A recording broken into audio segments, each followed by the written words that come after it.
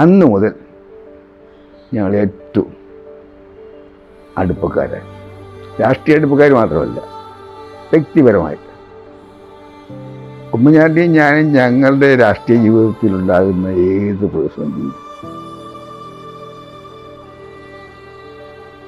ഉപദേശം ചെയ്യുന്ന ചുരുക്കം ചില നേതാക്കളിൽ ബഹുമാനാണ് ദൈവം. ഏത് പ്രശ്നം വന്നാലും ഞങ്ങൾ അദ്ദേഹത്തിൻ്റെ അഭിപ്രായം ചോദിക്കും.